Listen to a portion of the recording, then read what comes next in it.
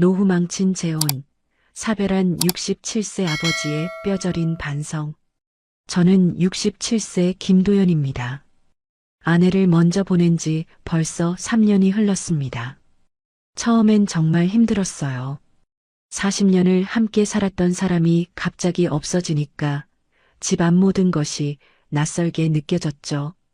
아침에 일어나면 습관적으로 옆자리를 돌아봤습니다. 당연히 아무도 없었고요. 그럼 또 하루가 시작되는 거예요. 혼자서 말이죠. 처음엔 딸 수진이가 자주 와서 챙겨줬어요.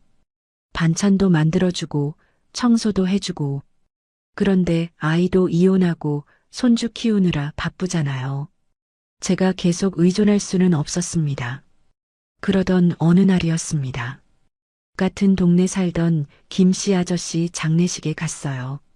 몇 년 전부터 아팠던 분인데 결국 가게 됐더라고요. 조문을 마치고 나오는데 낯익은 분이 계시는 거예요. 이선희였습니다. 예전에 보험 들 때 한두 번 본 적이 있던 분이에요. 이선희도 저를 알아봤나 봐요. 서로 인사를 나눴죠. 참 안 됐네요. 김씨 아저씨도 참 좋은 분이었는데. 이선희가 말하더라고요. 목소리가 참 따뜻했어요. 그러게요. 부인 먼저 보내고 혼자 산 지 몇 년 됐는데 이제 따라가는군요. 제가 그렇게 대답했더니 이선희 표정이 조금 어두워지더라고요. 저도 남편 먼저 보냈거든요. 혼자 사는 게 쉽지 않죠. 그 말을 들으니까 뭔가 통하는 게 있었어요. 같은 처지구나 싶었습니다. 장례식장에서 나와서 커피 한잔 하게 됐어요. 이야기를 나누다 보니까 정말 비슷한 상황이더라고요. 이선희도 남편 잃고 2년 정도 혼자 살고 있었어요. 혼자 밥 먹는 게 제일 서러워요. 이선희가 그렇게 말하는데 정말 공감됐습니다. 맞아요. 혼자 먹으면 밥맛이 없어요. 아무리 맛있는 걸 해도. 우리는 그렇게 서로의 외로움을 이해했습니다. 말하지 않아도 알 수 있었어요. 똑같이 겪어본 사람들이니까요. 그 뒤로 가끔 만나게 됐습니다. 시장에서 우연히 만나기도 하고 산책하다 마주치기도 하고 그럴 때마다 반가웠어요. 나이 비슷한 사람과 이야기할 수 있다는 게 몇 달 지나니까 마음이 편해지더라고요. 혼자가 아니라는 느낌이었어요. 누군가 제 이야기를 들어주고 공감해주는 사람이 있다는 게 이렇게 큰 위로가 될 줄 몰랐습니다. 그러다 어느 날 용기를 냈어요. 이렇게 혼자씩 살 것 없이 우리 같이 살면 어떨까요? 이선희도 같은 생각을 하고 있었나 봐요. 크게 놀라지 않았거든요. 저도 그런 생각 해봤어요. 이 나이에 혼자 살기엔 너무 외로워요. 그렇게 재혼을 결심하게 됐습니다. 사랑이라고 하기엔 뭔가 부족했지만 서로를 이해하고 의지할 수 있는 사람이라고 생각했어요. 외로움에서 벗어날 수 있다는 희망이 컸습니다. 주변에서는 신중하게 생각해 보라고 했어요. 자식들 의견도 물어보고 더 알아본 다음에 결정하라고요. 하지만 저는 그런 말들이 귀에 들어오지 않았습니다. 나이가 얼마나 남았다고 시간을 끌어. 지금이 아니면 언제야. 그런 생각뿐이었어요. 혼자 있는 게 너무 힘들었거든요. 딸 수진이는 조심스럽게 물어봤어요. 아버지, 정말 괜찮을까요? 너무 급하게 결정하시는 건 아니에요? 수진아, 아빠도 사람이야. 혼자 살기 외로워. 이선희도 좋은 사람이고. 저는 그렇게 대답했죠. 딸도 제 마음을 이해해 주더라고요. 몇 주 후 간단한 혼례를 올렸습니다. 큰 잔치는 하지 않았어요. 나이도 나이고 재혼이니까 조용히 하자고 서로 합의했습니다. 결혼 반지를 끼는 순간 정말 새로운 시작이라는 생각이 들었어요. 이제 혼자가 아니구나. 누군가 옆에 있어주는 사람이 생겼구나 싶었죠. 그날 밤 오랜만에 옆에 사람이 있어서 잠이 잘 왔습니다. 이선희의 작은 숨소리가 들려서 마음이 편안했어요. 지금 생각해보면 그때의 저는 너무 조급했던 것 같아요. 외로움을 견디지 못하고 너무 빨리 결정을 내린 거죠. 사랑보다는 외로움에서 벗어나고 싶은 마음이 더 컸던 것 같습니다. 재혼 후 저는 이선희의 집으로 들어갔습니다. 제 집은 전세로 내놓고 이선희 집에서 새로운 생활을 시작하게 된 거죠. 처음엔 정말 설렜어요. 오랜만에 누군가와 함께 사는 일상이 시작되는 거니까요. 이선희 집은 제 집보다 조금 컸어요. 방 3개에 거실도 넓었고요. 이선희가 20년 넘게 살던 집이라 모든 게 이선희 방식으로 정리되어 있었습니다. 여기가 당신 옷장이에요. 이쪽은 제가 쓰던 거고요. 이선희가 옷장을 보여주면서 말했어요. 절반 정도 공간을 비워뒀더라고요. 고마웠습니다. 그런데 막상 제 옷을 걸어보니까 뭔가 어색했어요. 40년 넘게 써온 제 옷장이 아니니까 어디에 뭘 넣어야 할지 헷갈렸거든요. 첫날 아침이었어요. 평소처럼 6시에 일어나서 화장실에 갔다가 거실로 나왔습니다. 그런데 이선희가 벌써 일어나서 아침 준비를 하고 있더라고요. 어머, 벌써 일어났네요? 우리 7시에 아침 먹기로 했잖아요. 이선희가 조금 당황한 표정으로 말했어요. 저는 원래 일찍 일어나는 편인데 그게 문제가 되는 줄 몰랐습니다. 아, 제가 원래 일찍 일어나는 편이에요. 습관이라. 그래도 같이 사는 거니까 시간을 맞춰야죠.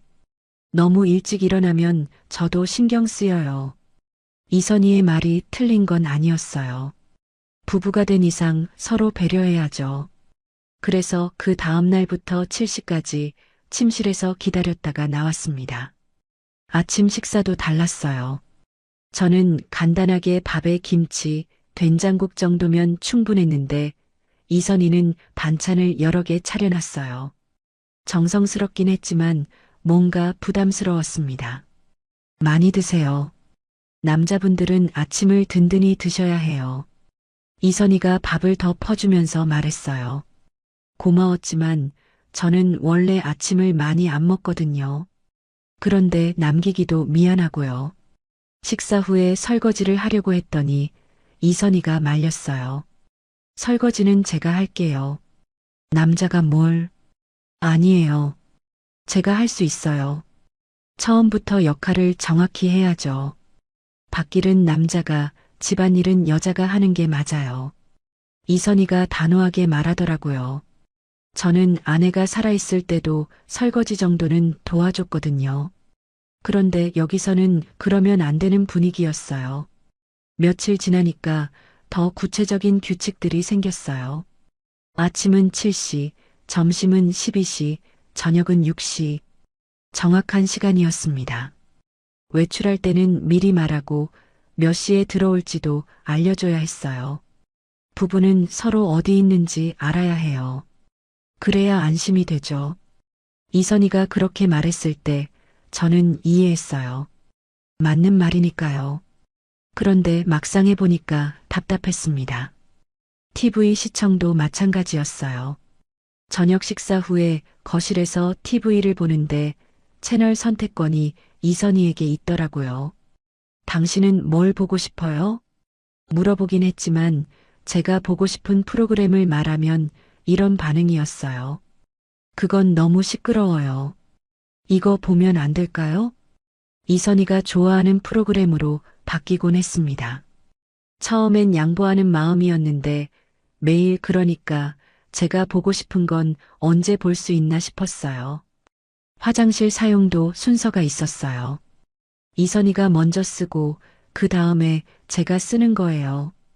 아침에 급할 때도 기다려야 했습니다. 여자가 준비할 게 더 많잖아요. 이해해 주세요. 그럴 때마다 이선희가 그렇게 말했어요. 틀린 말은 아니지만 저도 사람인데 급할 때가 있거든요. 가장 불편했던 건 손님 접대 방식이었어요. 어느 날 제 친구가 집에 왔는데 이선희가 차를 타주면서 이런 말을 했어요. 우리 신랑이 평소에 집에서 말이 없어서요. 밖에서는 어떤지 모르겠네요.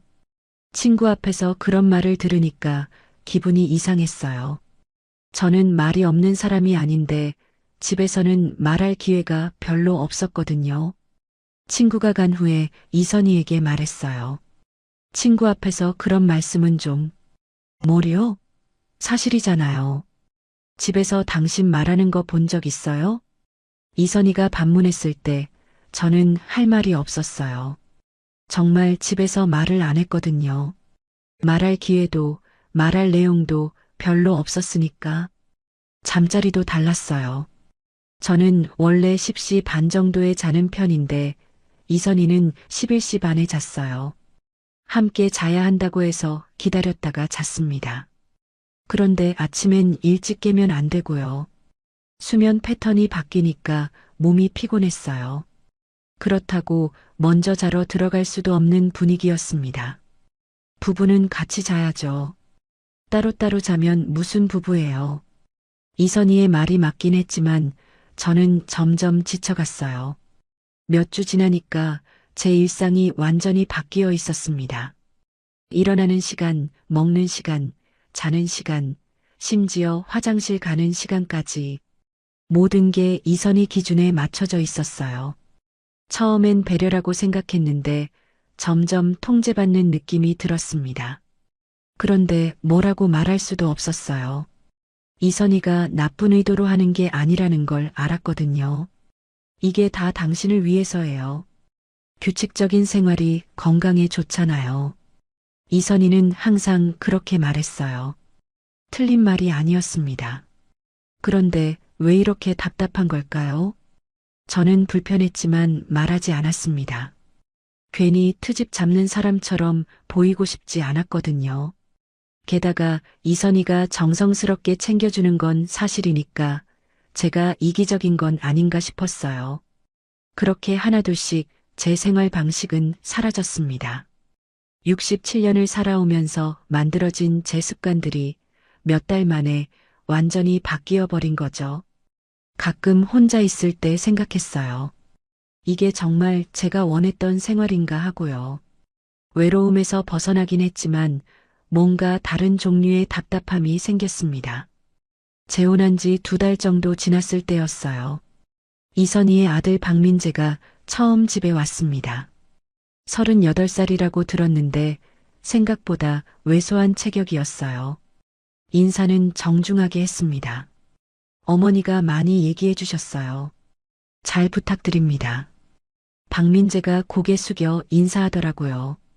첫인상은 나쁘지 않았어요. 예의 바르고 조용한 사람 같았습니다. 아들이 사업을 했는데 요즘 어려워서요.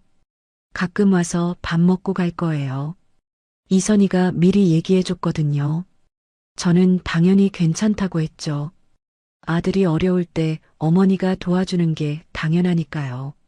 그런데 박민재가 오는 횟수가 점점 늘어났어요. 처음엔 일주일에 한 번 정도였는데 나중엔 거의 매일 왔습니다. 그것도 저녁 시간에 맞춰서요. 민재야 왔구나. 빨리 와서 앉아. 이선희가 아들을 보는 눈이 완전히 달라지더라고요. 제게 할 때와는 전혀 다른 목소리였어요. 부드럽고 다정했습니다. 박민재가 오면 식탁 분위기도 바뀌었어요. 저는 평소처럼 조용히 밥을 먹는데 두 사람은 계속 이야기를 했거든요. 요즘 일은 어때?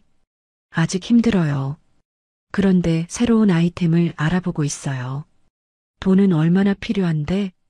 한 300만 원 정도면 될 것 같아요. 그런 대화를 제 앞에서 자연스럽게 했어요. 마치 제가 없는 것처럼요. 저는 그냥 듣고만 있었습니다. 끼어들 타이밍도 없었고요. 박민재가 간 후에 이선희에게 물어봤어요. 아들이 사업 자금이 필요한가 보네요. 그냥 듣기만 해요. 당신이 신경 쓸 일 아니에요. 이선희가 단호하게 말했어요. 저는 신경 쓴다고 말한 게 아니라 그냥 물어본 건데 선을 그어버리더라고요. 몇 주 지나니까 박민재가 거의 매일 오게 됐어요. 그런데 이상한 건 저녁 시간에만 오는 게 아니라 낮에도 왔다 갔다 하더라고요. 심지어 제가 없을 때 와서 있다가 가기도 했습니다. 어느 날 외출했다가 일찍 들어왔는데 박민재가 거실 소파에 누워서 TV를 보고 있었어요. 깜짝 놀랐죠. 일찍 오셨네요. 박민재가 일어나면서 말했는데 전혀 민망해하지 않더라고요. 마치 자기 집인 것처럼요. 민재 씨도 여기 계셨네요. 어머니가 점심 차려주신다고 해서요. 그때 이선희가 부엌에서 나왔어요. 왔어요? 민재 점심 먹고 가려고요. 별일 아니라는 듯이 말하더라고요. 저는 뭔가 어색했지만 그냥 제 방으로 들어갔습니다. 그 뒤로 박민재가 있는 시간이 더 많아졌어요. 제가 집에 있을 때도 있고 없을 때도 있었죠. 점점 이 집에서 박민재가 차지하는 공간이 커지는 느낌이었어요. 가장 기분 나빴던 건 박민재가 제 자리에 앉아 있을 때였어요. 제가 주로 앉는 소파 자리 말이에요.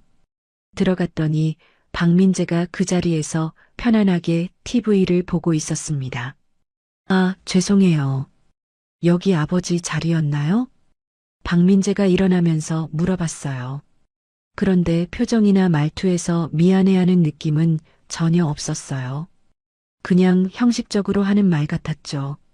아니에요, 괜찮아요. 저는 그렇게 대답하고 다른 자리에 앉았습니다. 그런데 이상했어요. 제가 왜 제 집에서 눈치를 봐야 하는 걸까요? 더 문제가 된 건 집안일 결정 과정이었어요. 어느 날 거실 커튼을 바꾼다고 하더라고요. 그런데 저는 전혀 모르는 일이었어요. 언제 바꾸기로 했어요? 어제 민재랑 상의했어요. 너무 낡았잖아요. 이선희가 당연하다는 듯이 말했어요. 저는 커튼이 낡았다고 생각해 본 적이 없었는데 언제 그런 결정이 내려진 건지 몰랐습니다. 저한테도 물어보시지 그랬어요. 별일 아닌데 뭘 그래요? 커튼 하나 바꾸는데. 이선희가 귀찮다는 표정으로 말했어요. 저는 커튼 바꾸는 게 문제가 아니라 저한테 아무 말 없이 결정된 게 기분 나빴거든요. 그런 일들이 계속 반복됐어요. 거실 선반 정리, 화분 위치 바꾸기, 심지어 인터넷 요금제 변경까지 모든 결정이 이선희와 박민재 사이에서 이뤄졌고 저는 나중에 결과만 통보받는 사람이 됐습니다. 결정적인 사건은 보일러 수리 때였어요. 어느 날 보일러가 고장났는데 제가 알던 업체에 연락하려고 했어요. 제가 아는 곳이 있어서요. 가격도 저렴하고 신뢰할 만해요. 그렇게 말했더니 이선희가 말했어요. 민재가 이미 연락했어요. 민재 친구가 그쪽 일한다고 하네요. 그래도 여러 곳 알아보고 결정하는 게 이미 정해진 일인데 왜 자꾸 말을 바꿔요? 이선희가 짜증스럽다는 표정으로 말했어요. 저는 말을 바꾼 게 아니라 의견을 낸 것뿐인데 이미 정해진 일을 건드리는 사람 취급을 받았습니다. 그때 박민재가 끼어들었어요. 아저씨는 그냥 가만 계세요. 제가 다 알아서 할게요. 그 한마디에 저는 완전히 멈춰버렸어요. 아저씨는 그냥 가만 계세요. 그 말이 제 머릿속에서 계속 맴돌았습니다. 67살 먹은 제가 38살한테 그냥 가만 계시라는 말을 들은 거예요. 그것도 제가 살고 있는 집에서 말이죠. 물론 법적으로는 이선희 집이지만 저도 여기서 사는 사람인데요. 그 순간 이 집에서 제가 어떤 위치인지 분명해졌습니다. 저는 가장이 아니었어요. 그냥 이선희의 남편이라는 타이틀만 있는 실질적으로는 아무 권한 없는 사람이었습니다. 이선희는 박민재 편을 들었어요. 아니, 편을 든다기보다는 원래 그게 당연한 일인 것처럼 행동했습니다. 민재가 알아서 잘할 테니까 신경 쓰지 마세요. 저는 신경 쓴 게 아니라 의견을 낸 것뿐인데 계속 신경 쓰지 말라고 하더라고요. 마치 제가 참견하고 있는 것처럼요. 그 뒤로 집안 분위기가 완전히 바뀌었어요. 저는 더 이상 이 집의 주인이 아니었습니다. 그냥 이선희가 돌봐주는 사람 정도였죠. 박민재가 올 때마다 저는 제 방으로 들어가거나 밖으로 나갔어요. 거실에 같이 있으면 어색했거든요. 두 사람이 이야기할 때 저는 완전히 투명 인간이 된 기분이었습니다. 가끔 제가 끼어들려고 하면 이런 반응이었어요. 아, 네. 그렇네요. 형식적으로 대답하고는 다시 자기들끼리 이야기를 계속했어요. 저는 점점 말수가 줄어들었습니다. 말해봐야 소용없다는 걸 알게 됐거든요. 밤에 잠자리에 들 때 생각했어요. 과연 이게 제가 원했던 재혼 생활인가 하고요. 외로움은 덜어졌지만 다른 종류의 외로움이 생겼습니다. 사람들 사이에서 느끼는 외로움이요. 제 딸 수진이는 3년 전에 이혼했습니다. 남편이 사업 실패하고 술까지 마시기 시작하면서 견디다 못해 헤어진 거예요. 그때 손주가 초등학교 4학년이었는데 지금은 중학교 1학년이 됐습니다. 수진이는 혼자서 아이를 키우며 살고 있어요. 마트에서 파트타임으로 일하고 주말엔 식당에서 설거지 일도 해요. 그래도 아이 학원비며 생활비가 빠듯하더라고요. 제가 가끔 수진이네 집에 갔을 때 보면 정말 어려워 보였어요. 냉장고에 반찬도 별로 없고 수진이는 살이 많이 빠져 있었습니다. 아빠, 괜찮아요. 저희 잘 살고 있어요. 수진이는 항상 그렇게 말했지만 제 눈에는 안 괜찮아 보였어요. 특히 손주가 학원을 그만두고 싶다고 할 때는 마음이 아팠습니다. 할아버지, 저 학원 안 가고 싶어요. 손주가 그렇게 말할 때 수진이 표정이 어두워지더라고요. 왜? 재미없어? 아니에요. 엄마가 힘들어 보여서요. 초등학생이 그런 말을 하다니. 제 마음이 무너지는 것 같았어요. 그래서 저는 몇 달 전부터 손주 학원비를 보태주기 시작했습니다. 한 달에 30만 원 정도였어요. 제 연금에서 충분히 낼 수 있는 금액이었죠. 처음에 수진이는 받지 않으려고 했어요. 아빠, 저희가 알아서 할게요. 아빠도 이제 혼자 사시는데 돈이 많이 들잖아요. 수진아, 아빠는 괜찮아. 연금도 나오고 손주 교육비 정도는 할아버지가 도와줘야지. 겨우 설득해서 받게 만들었어요. 수진이도 정말 필요했나 봐요. 그 뒤로는 고맙다는 인사를 계속했습니다. 재혼하고 나서도 계속 보냈어요. 이선희에게는 따로 말하지 않았습니다. 결혼 전에 각자 연금은 각자가 관리하기로 했거든요. 생활비는 반반 내고 나머지는 개인적으로 쓰기로 한 거였어요. 그런데 어느 날 문제가 생겼습니다. 이선희가 제 통장을 봤어요. 은행에서 돌아온 제가 통장을 거실 테이블에 놔뒀는데 이선희가 그걸 본 거죠. 이게 뭐예요? 이선희가 통장을 들고 물어봤어요. 수진이한테 보낸 30만 원이 적혀 있었습니다. 아, 그건 딸한테 보낸 거예요. 왜 딸한테 돈을 보내요? 이선희 목소리가 차가워졌어요. 뭔가 잘못됐다는 느낌이 들었지만 솔직하게 대답했습니다. 손주 학원비 도와주는 거예요. 수진이가 혼자 키우느라 힘들어해서요. 그때 이선희 얼굴이 확 변했어요. 왜 우리 집 돈을 내 딸한테 써요? 각자 연금은 각자 쓰기로 했잖아요. 그건 개인 용돈 얘기였지. 가족한테 돈 주는 건 다른 문제죠. 이선희가 목소리를 높였어요. 저는 당황했습니다. 제 돈으로 제 딸을 돕는 게 왜 문제가 되는 건지 이해가 안 됐거든요. 그래도 제 연금에서 나가는 거잖아요. 우리가 부부인데 그런 게 어디 있어요? 중요한 건 상의해야죠. 이선희가 화를 내는 모습을 처음 봤어요. 평소에 부드럽던 목소리가 완전히 달라졌습니다. 앞으로는 그런 일 하지 마세요. 우리도 살기 빠듯한데 빠듯하지 않잖아요. 두 사람 연금이면 충분히. 그게 문제가 아니에요. 내 딸은 이미 시집간 사람이잖아요. 왜 계속 챙겨줘요? 이선희의 말에 저는 할 말을 잃었어요. 시집간 사람이라고 해도 제 딸인데 어려울 때 아버지가 도와주는 게 당연한 거 아닌가요? 이혼했으니까 다시 제 딸이 된 거 아닌가요? 이혼했으면 더 독립적으로 살아야죠. 언제까지 아빠한테 손 벌릴 거예요? 이선희의 말이 점점 날카로워졌어요. 제 딸을 나무라는 것 같아서 기분이 나빴습니다. 그날 밤 잠자리에 들어서도 계속 생각했어요. 정말 제가 잘못한 걸까요? 딸이 어려울 때 아버지가 도와주는 게 그렇게 이상한 일인가요? 며칠 지나서 박민재가 왔을 때 그 얘기가 나왔어요. 아저씨 딸한테 돈 준다면서요? 박민재가 은근히 비꼬는 투로 말했어요. 학원비 조금 도와주는 거예요. 그런 건 미리 상의하셔야죠. 어머니도 기분 나빠하시던데. 박민재가 마치 자기가 이 집 어른인 것처럼 말하더라고요. 저보다 30살이나 어린 사람이 저한테 훈계하는 기분이었어요. 제 돈으로 하는 건데요. 부부가 된 이상 제 돈이 어디 있어요. 다 우리 돈이죠. 그런데 이상했어요. 박민재가 어머니한테 돈을 받을 때는 괜찮고 제가 딸한테 돈을 줄 때는 안 된다는 거였어요. 다음 달 학원비를 보내야 하는 날이 왔어요.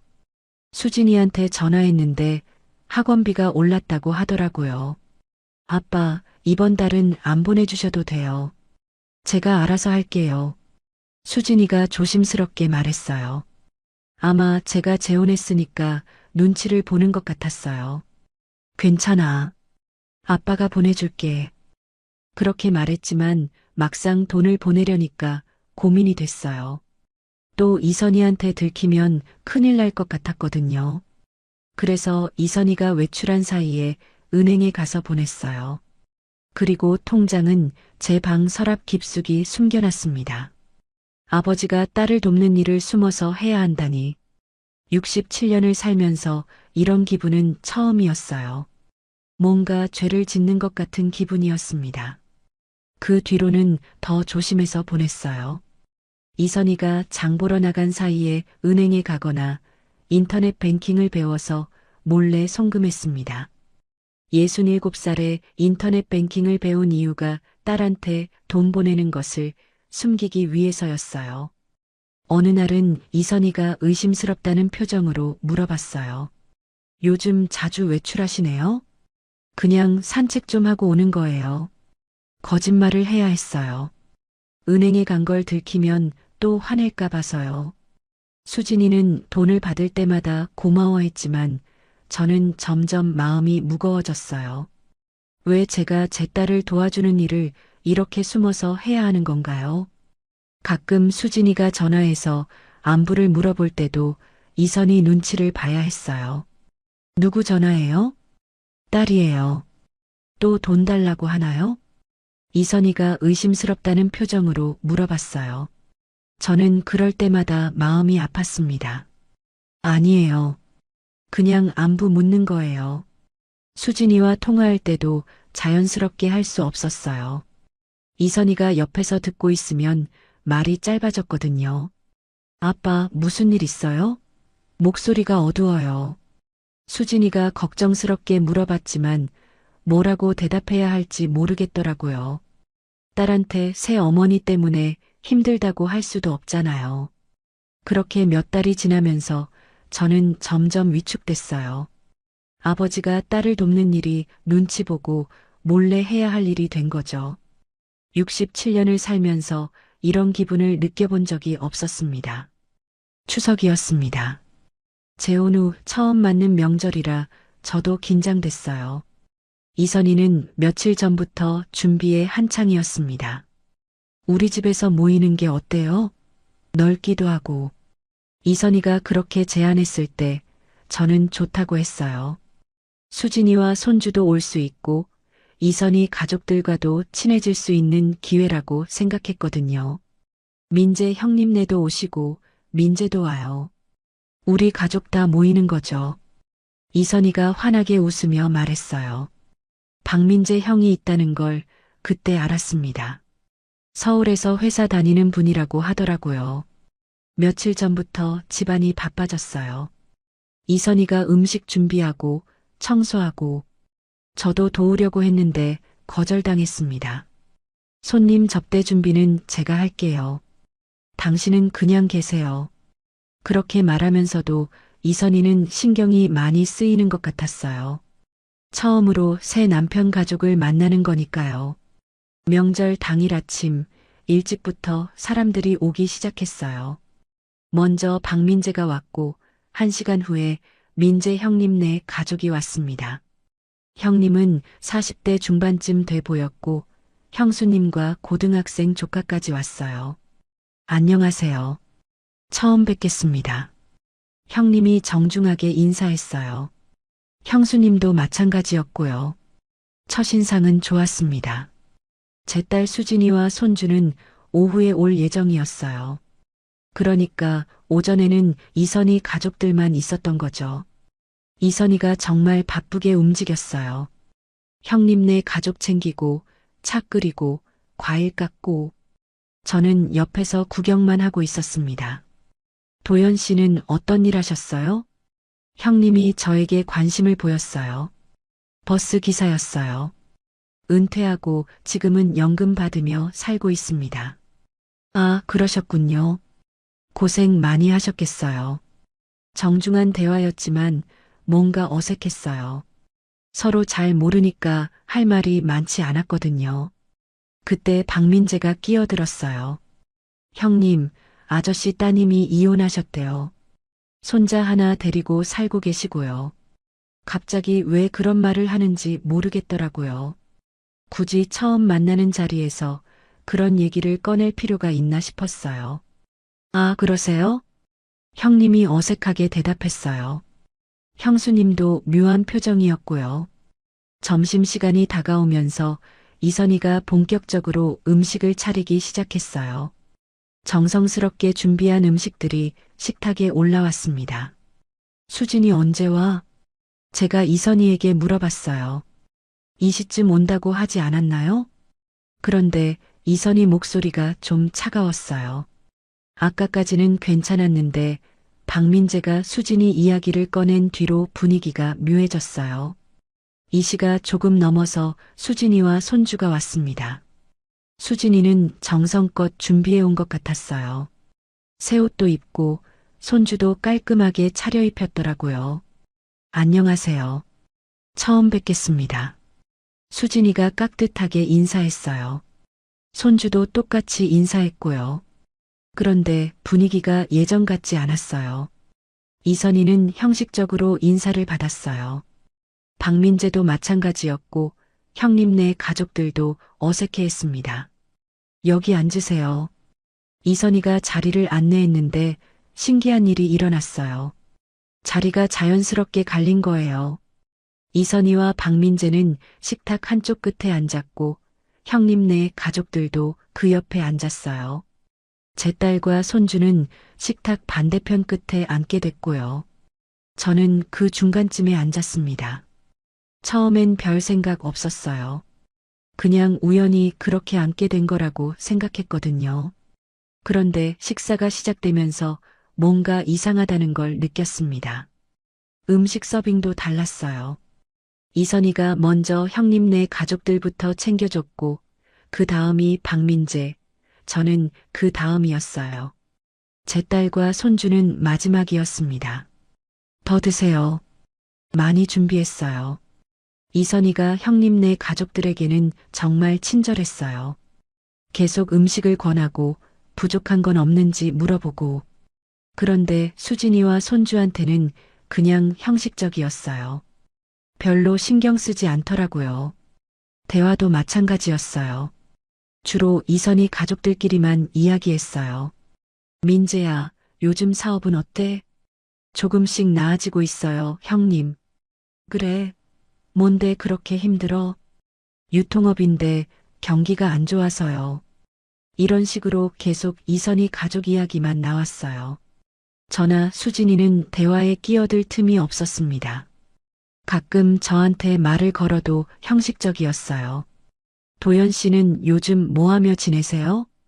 그냥 집에서 지내고 가끔 산책하고 그래요. 아, 그러시겠네요. 대답하고 나면 다시 자기들끼리 이야기를 계속했어요. 수진이는 더 힘들어 보였어요. 계속 눈치를 보면서 조용히 앉아 있었거든요. 가끔 제게 눈빛으로 괜찮다는 신호를 보냈지만 제가 봐도 불편해 보였어요. 손주는 처음엔 신기한 듯 둘러봤지만 점점 심심해 하더라고요. 대화에 낄 수도 없고 같이 놀 아이도 없고 할아버지. 손주가 작은 목소리로 저를 불렀어요. 왜? 우리는 왜 저기 앉아요? 손주가 이선희와 박민재가 앉은 쪽을 가리키며 물었어요. 그 말에 저는 할 말을 잃었습니다. 아이는 직감적으로 느낀 거예요. 우리가 여기서 환영받지 못한다는 걸요. 식탁 배치도 대화 내용도 모든 게 그걸 보여주고 있었으니까요. 그냥 자리가 그렇게 된 거야. 제가 어색하게 대답했지만 손주는 고개를 갸웃거렸어요. 아이 눈에도 이상해 보이는 거죠. 식사가 끝나고 차를 마실 때도 마찬가지였어요. 이선희는 형님네에게는 정말 친절했지만 수진이한테는 별로 관심이 없었어요. 수진 씨는 어떤 일 하세요? 형수님이 그나마 수진이에게 말을 걸었어요. 마트에서 일해요. 아, 그러세요. 힘들겠네요. 괜찮아요. 수진이가 짧게 대답했어요. 더 이야기하고 싶어도 분위기가 그렇지 않았거든요. 박민재는 손주한테도 별로 관심이 없었어요. 형님네 조카한테는 이것저것 물어보면서 관심을 보였는데 제 손주한테는 거의 말도 안 걸었습니다. 시간이 갈수록 저는 더 불편해졌어요. 이게 정말 가족 모임이 맞나 싶었거든요. 완전히 두 개의 그룹으로 나뉘어 있었어요. 이선희와 박민재, 형님네 가족이 한 그룹이고 저와 수진이, 손주가 다른 그룹인 거죠. 같은 식탁에 앉아 있지만 완전히 따로 놀고 있었습니다. 저녁 시간이 다가오면서 수진이가 일어났어요. 저희는 이만 가볼게요. 벌써? 저녁도 하고 가지. 제가 말했지만 수진이는 고개를 저었어요. 아니에요, 아빠. 집에서 할 일이 있어서요. 수진이 표정을 보니까 더 있고 싶지 않아 하는 것 같았어요. 저도 이해됐습니다. 수진이와 손주가 간 후에 분위기가 확 달라졌어요. 이선희가 훨씬 편해 보였고 대화도 더 활발해졌습니다. 그날 밤 잠자리에서 생각했어요. 오늘 하루 동안 제가 본 건 뭐였을까요? 가족이었을까요? 아니면 남남이었을까요? 아이의 한마디가 계속 머릿속에서 맴돌았어요. 할아버지, 우리는 왜 저기 앉아요? 그 말에 그날의 모든 분위기가 설명된 것 같았습니다. 우리는 이 집에서 진짜 가족이 아니었어요. 그냥 함께 사는 사람들일 뿐이었습니다. 명절이 지나고 일주일쯤 후였어요. 집 안 분위기가 여전히 어색했습니다. 명절 때 일어난 일들이 자꾸 생각나더라고요. 그러던 어느 날 옛 직장 동료인 정수 형에게서 전화가 왔어요. 도연아, 요즘 어떻게 지내? 그냥 그럭저럭이요, 형. 우리 오랜만에 만나자. 창호도 부를게. 예전 얘기나 하면서. 정수 형은 저보다 5살 위였고 창호는 제 나이 또래였어요. 모두 같은 버스 차고지에서 일했던 동료들이었습니다. 어디서 만날까요? 동네 커피숍에서 만나자. 3시쯤 어때? 오랜만에 친구들을 만난다는 생각에 기분이 좋아졌어요. 요즘 집에서 말할 사람이 별로 없었거든요. 이선희에게 말했어요. 옛날 직장 동료들 만나고 올게요. 누구요? 정수 형이랑 창호요. 같이 일했던 사람들이에요. 어디서 만나는데요? 동네 커피숍에서요. 이선희가 별로 관심 없다는 표정으로 고개를 끄덕였어요. 평소처럼 몇 시에 들어올지 물어보더라고요. 5시쯤 올게요. 너무 늦지 마세요. 저녁 준비해야 하니까. 그렇게 말하고 나왔는데 마음이 가벼웠어요. 오랜만에 제 사람들을 만나는 거니까요. 커피숍에 가니까 정수 형이 먼저 와 있었어요. 도연아. 오랜만이다. 정수 형이 반갑게 맞아줬어요. 얼굴이 좀 늙긴 했지만 여전히 밝은 표정이었어요. 형도 오랜만이에요. 건강하세요? 그럭저럭이지. 나이 들어가니까 여기저기 아프긴 해. 잠깐 후에 창호도 왔어요. 야, 도연아. 정말 오랜만이다. 창호야, 잘 있었어? 우리는 자연스럽게 옛날 이야기를 시작했어요. 함께 일했던 시절, 힘들었던 일, 재미있었던 일들을 하나씩 떠올리면서요. 기억나? 그때 도연이가 새벽 첫 차 운전하면서 졸아서 정류장 지나쳤던 적. 정수 형이 웃으면서 말했어요. 아, 그때요. 승객들이 얼마나 화냈는지, 죄송하다고 얼마나 사과했던지. 저도 웃으면서 대답했어요. 그때는 정말 당황스러웠는데 지금 생각해보니 웃긴 일이었어요. 그래도 도연이는 성실했어. 지각 한 번 안 하고. 창호가 말했어요. 성실하긴. 워낙 일찍 자고 일찍 일어나는 사람이라. 그렇게 이야기하다 보니까 기분이 정말 좋아졌어요.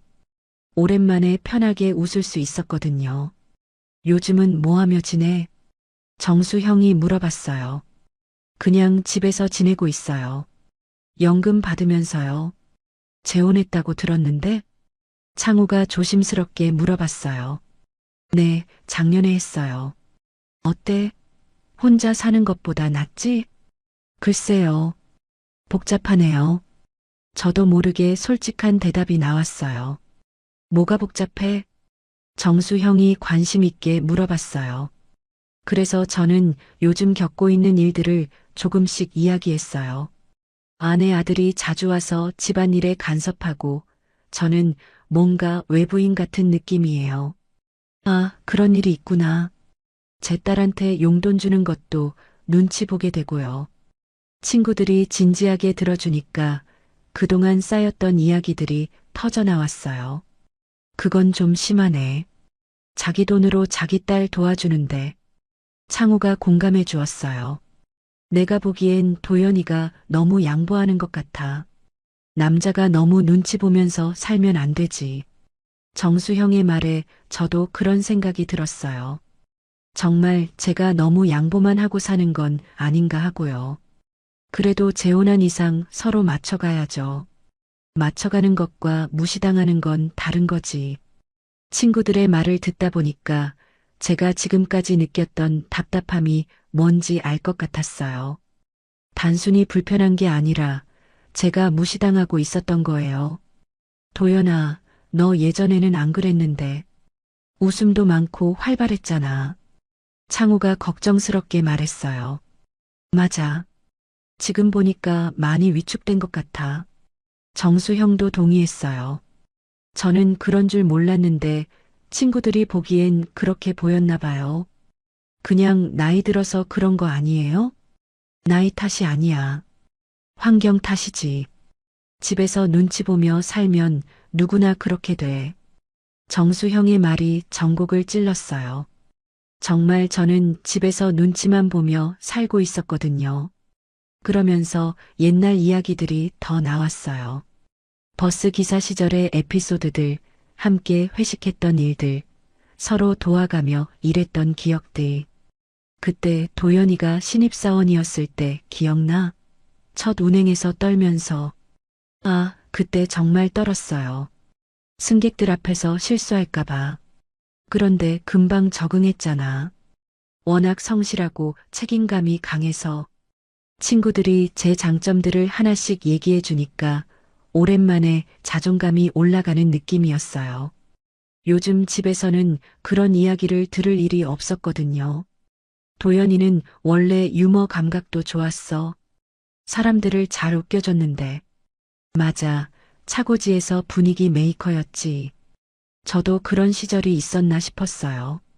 요즘에는 웃을 일이 별로 없었는데 그때는 정말 많이 웃었던 것 같아요. 시간이 금세 흘렀어요. 어느새 5시가 다 되어 가더라고요.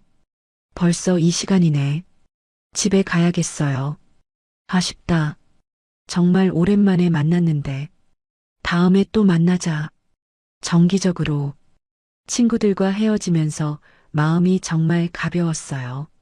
오랜만에 제가 누구인지 생각해 볼 수 있었거든요. 커피숍에서 나오는데 정말 오랜만에 크게 웃고 있는 제 자신을 발견했어요. 그 순간만큼은 제가 다시 저 자신으로 돌아온 느낌이었습니다.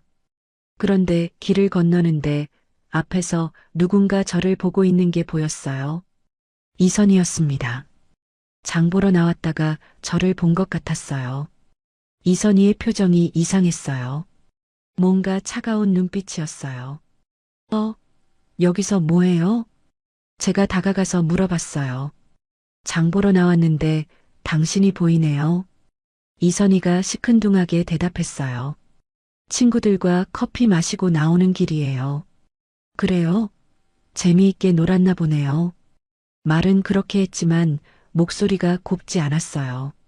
뭔가 비꼬는 느낌이었습니다. 집에 들어와서도 이선희가 계속 차가운 반응이었어요. 저녁 준비를 하면서도 말이 없었고 제가 말을 걸어도 시큰둥했습니다. 무슨 일 있어요? 제가 물어봤지만 이선희는 대답하지 않았어요. 그냥 쌀쌀맞게 저녁 준비만 계속했습니다. 그때는 몰랐어요. 제가 친구들과 즐겁게 웃고 이야기하는 모습을 본 이선희가 어떤 생각을 했는지, 그리고 그게 나중에 어떤 문제가 될지도요. 그날 밤 잠자리에 들면서 생각했어요. 오랜만에 정말 편하게 웃었던 하루였는데 왜 집에 돌아와서는 다시 조심스러워져야 하는 걸까요? 친구들과 만났던 다음 날부터 이선희의 태도가 확연히 달라졌습니다. 아침에 일어나서 인사를 해도 대답이 없었고 밥상을 차릴 때도 툭툭 그릇을 내려놓더라고요. 무슨 일 있어요? 제가 조심스럽게 물어봤지만 이선희는 시큰둥하게 대답했어요. 별일 없어요. 그런데 표정과 행동은 별일 있다는 걸 보여주고 있었어요. 평소보다 말수가 줄었고 저를 쳐다볼 때 눈빛이 차갑더라고요. 며칠이 지나도 분위기가 나아지지 않았어요. 오히려 더 악화됐습니다. 박민재가 와서 이선희와 뭔가 이야기를 나누는 걸 봤는데 제 쪽을 흘끗흘끗 쳐다보더라고요. 일주일쯤 후였을까요? 또 정수형에게서 전화가 왔어요. 도연아, 이번엔 우리 집에서 만나자. 창호 부인도 오고 우리 마누라도 있을 거야. 집에서요? 응, 집 뒷마당에서 고기 구워 먹으면서 부인도 같이 오라고 해. 정수형이 이선희까지 초대한 거예요. 좋은 기회라고 생각했어요. 이선희도 제 친구들과 친해지면 오해가 풀릴 수도 있을 것 같았거든요. 이선희에게 말해봤어요. 정수형이 집에 놀러 오라고 하는데 같이 갈까요? 누구요? 지난번에 만났던 친구요. 부인들도 같이 온다고 해요. 이선희가 잠깐 생각하더니 말했어요. 가보죠. 당신 친구들이 어떤 사람들인지 궁금하기도 하고. 그런데 그 말투가 좀 이상했어요. 궁금하다기보다는 점검해 보겠다는 느낌이었어요. 토요일 오후 정수형 집에 갔습니다. 작은 단독주택이었는데 뒷마당이 꽤 넓었어요. 창호 부부도 이미 와 있었고 정수형 부인도 반갑게 맞아줬어요. 어머, 이분이 도연 씨 부인이세요? 처음 뵙겠습니다. 정수형 부인이 정말 따뜻하게 인사했어요. 창호 부인도 마찬가지였고요. 안녕하세요. 이선희입니다. 이선희는 정중하게 인사했지만 평소보다 딱딱했어요. 처음엔 괜찮았어요. 여자분들끼리 이야기하고 저희는 고기 굽는 걸 도와드리고, 그런데 시간이 지날수록 이상한 기류가 느껴졌어요. 도연 씨는 정말 좋은 분이에요. 성실하고 유머도 있고 창호 부인이 칭찬해줬을 때였어요. 유머요? 집에서는 말도 잘 안 하는데. 이선희가 그렇게 말했어요. 농담처럼 웃으면서 했지만 뭔가 가시가 있었어요. 그래요? 회사에서는 분위기 메이커였는데. 정수형이 웃으면서 말했어요. 회사에서와 집에서가 다른 사람 같아요. 이선희가 또 그런 식으로 말하더라고요. 저는 어색해서 웃기만 했어요. 식사 시간이 되어서 다들 함께 앉았어요. 고기도 맛있고 분위기도 좋았는데 이선희만 계속 이상했어요. 도연이는 요즘 어떻게 지내? 정수형이 물어봤어요. 그냥 집에서 편하게 지내고 있어요. 제가 대답하려는데 이선희가 먼저 말했어요. 편하게 지내기만 하죠. 집안일도 안 하고. 그 말에 자리가 조용해졌어요. 모두들 어색해하는 게 느껴졌습니다. 남자분들이 다 그렇지. 은퇴하고 나면 할 일이 없어서. 창호 부인이 분위기를 살리려고 말했는데 이선희는 거기서 멈추지 않았어요. 그런데 밖에서는 정말 다르시더라고요. 지난번에 봤는데 여기서만큼이나 잘 웃고 계시던데. 이선희가 저를 쳐다보면서 말했어요. 그 순간 저는 무슨 말을 해야 할지 몰라서 당황했습니다. 친구들과 만나면 당연히 좋죠. 제가 어색하게 대답했는데 이선희는 계속했어요. 집에선 말도 없더니 여기선 잘 웃네요? 그 말에 모든 사람들이 조용해졌어요. 정수형도 창호도 부인들도 모두 당황한 표정이었습니다. 저는 얼굴이 빨개지는 걸 느꼈어요. 친구들 앞에서 이런 말을 들으니까 정말 창피했거든요. 여보, 제가 조용히 말했지만 이선희는 멈추지 않았어요. 저는 몰랐어요. 우리 남편이 이렇게 사교적인 사람인 줄. 집에서는 TV만 보고 앉아 있는데. 정수형이 난처한 표정으로 말했어요. 그냥 편한 사이니까 그런 거겠죠. 편한 사이라니요. 그럼 저와는 불편한 사이라는 뜻인가요? 이선희가 목소리를 높였어요. 완전히 공격적으로 변한 거였어요. 저는 더 이상 참을 수 없었어요. 왜 이러시는 거예요? 친구들 앞에서. 왜 이러냐고요? 당신이 집에서는 말도 없이 있다가 밖에서는 이렇게 활발하게 구니까 신기해서 그래요. 이선희의 목소리가 더 커졌어요. 모든 사람들이 우리를 보고 있었습니다. 집에서 말 없는 건 별일 없어서 그런 거 아니에요? 별일 없어서요? 그럼 저와는 할 말이 없다는 뜻이네요. 이선희가 정말 화를 내기 시작했어요. 저는 어떻게 해야 할지 몰라서 당황했습니다.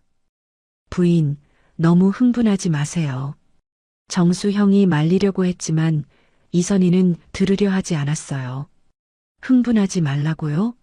제가 왜 흥분해요? 그냥 사실을 말하는 건데. 사실이 뭐예요? 제가 참지 못하고 물어봤어요. 집에서는 꿀먹은 벙어리처럼 있다가 밖에서는 이렇게 수다쟁이가 되는 게 사실 아니에요? 그 말에 제 체면은 완전히 바닥으로 떨어졌어요. 친구들이 저를 바라보는 눈빛이 달라졌거든요. 동정 어린 눈빛이었어요. 도연아, 우리 그냥 가자. 창호가 조용히 말했어요. 분위기가 완전히 깨진 걸 모두가 느끼고 있었습니다. 네, 저희가 실례했네요. 저는 일어서면서 말했어요. 정말 땅속으로 들어가고 싶었습니다. 아니에요, 도연 씨. 저희가 죄송해요. 정수형 부인이 미안해하면서 말했지만 저는 더 이상 그 자리에 있을 수 없었어요. 집으로 오는 길에 이선희는 아무 말도 하지 않았어요. 저도 마찬가지였고요. 차 안이 정말 조용했습니다. 집에 도착해서도 한동안 말이 없었어요. 저는 제 방으로 들어가서 문을 닫고 앉아 있었습니다. 그날 밤 잠이 오지 않았어요. 친구들 앞에서 당한 일이 계속 머릿속에서 맴돌았거든요. 정말 창피했어요.